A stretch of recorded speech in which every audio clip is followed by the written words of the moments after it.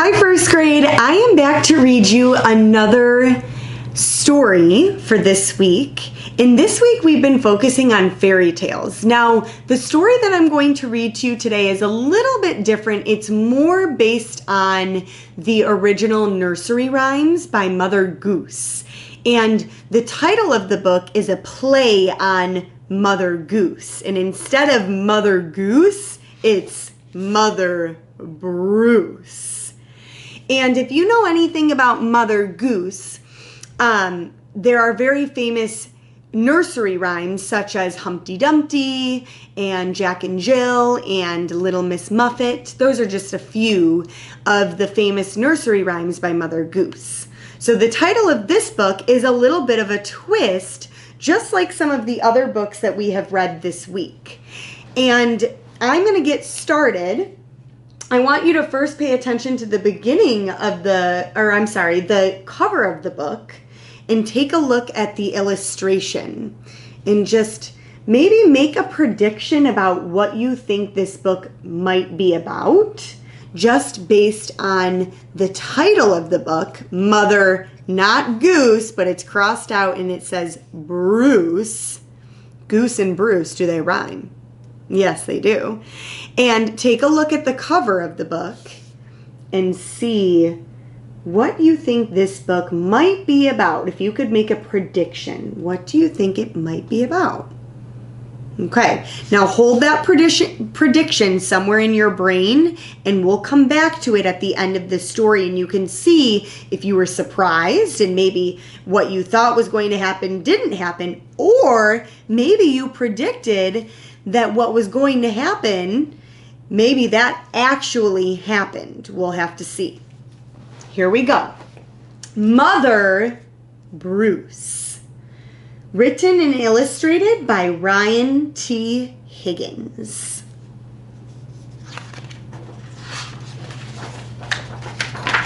Mother Bruce. Sorry, this book is a little flimsy, so if it flops around a little bit, that's why.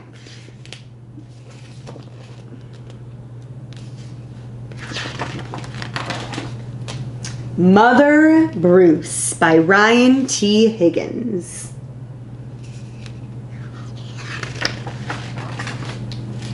For a griffin, the silliest goose I know. That's the dedication page.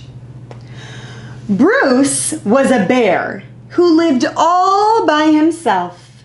He was a grump.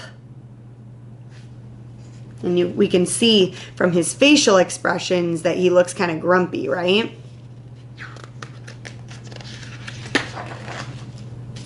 He did not like sunny days. He did not like rain. He did not like cute little animals. Oh my, what does Bruce like? Bruce only liked one thing. Eggs. Good morning, Mrs. Sparrow. He collected them from all over the forest. But Bruce didn't eat eggs raw like other bears. Instead, he cooked them into fancy recipes that he found on the internet.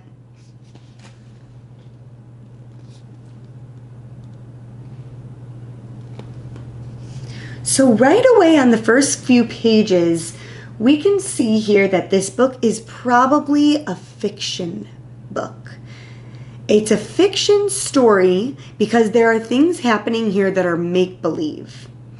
And if a story is make-believe, it usually means that it's fiction. It's made up. And we know that it's a fiction story because do bears usually search for recipes on the internet? No, they don't. So that gives us one clue as to why this is a fiction story, a make-believe story. One day, Bruce came across a recipe for hard-boiled goose eggs drizzled with honey salmon sauce. So he went out to get the ingredients. First, he caught a few salmon. Then, he collected honey from a local beehive. He liked to support local business, you see. Last, he went to Mrs. Goose's nest to pay her a visit. Are these eggs free-range organic? Raise your hand if you sometimes eat organic foods or drink organic milk or other things at home that are organic. At home, Bruce prepared the eggs for hard boiling. When you hard boil eggs, you put them over the stove like this and you drop them into a pot of boiling water, and then the outside of the egg starts to harden. But the fire in his stove fizzled. So he went out to get more wood. When Bruce came back, he was met with an unwelcome surprise.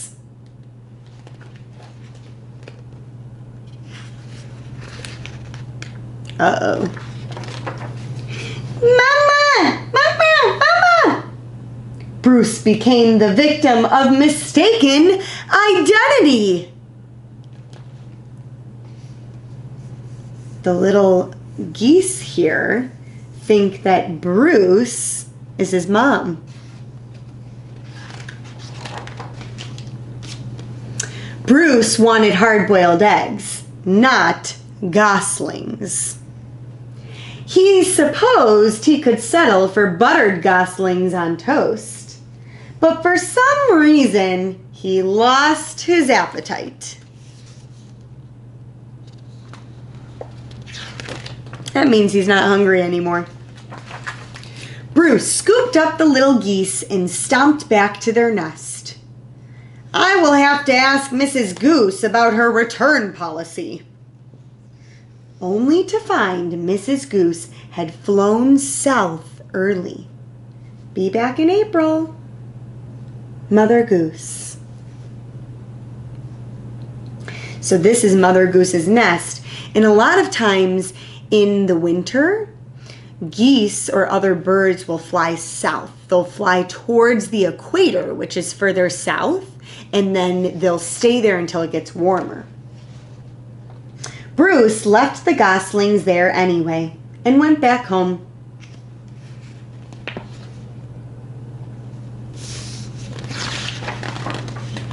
Mama? Mama? But he was followed. Bruce was very stern and said things like, "Go away!" and "I am not your mother!" and also, I liked you better when you were eggs.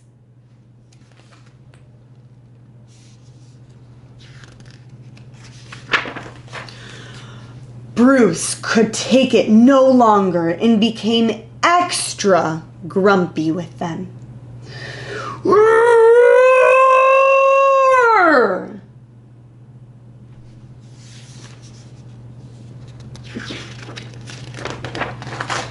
It didn't work. Goslings always follow their mother, even if she is a he and he is a bear. Mama? Mama?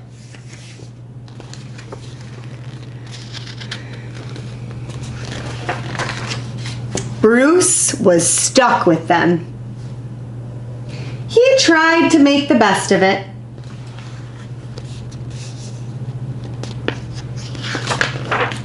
It was hard work. Blech! Ew! Yuck!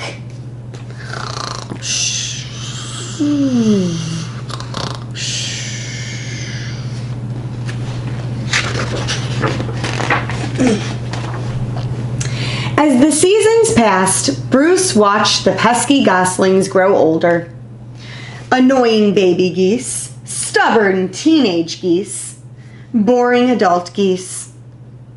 Then, one fall afternoon, he saw other goose families flying south. Finally, he'd be rid of those geese, and he could take a long winter nap. Because what do bears do in the winter? They hibernate. So Bruce is ready for his hibernation. Bruce explained migration, but they didn't listen.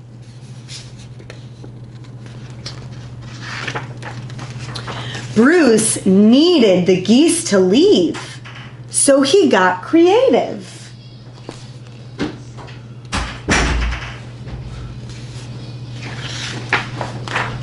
Nothing worked. The geese would not leave Bruce. Sigh.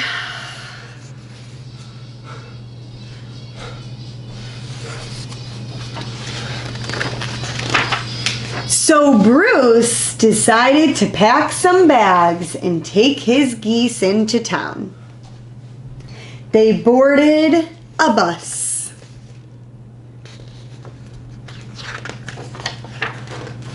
And migrated to Miami.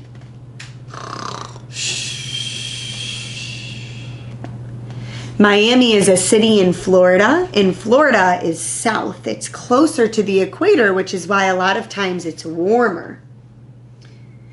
Now every winter, Bruce and his geese head south together. They laze about at the beach in tacky shirts, sipping ice-cold lemonade while Bruce dreams of new recipes. Recipes that don't hatch.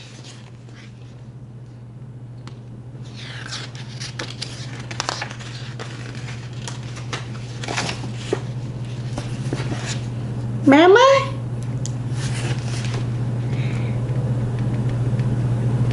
So now, here they are on the beach at the end, and one of the geese has a baby turtle coming up to him because the baby turtle thinks that the geese is his mom. So I wonder what would happen after that if there were a sequel or another book that went on from this one. Very interesting.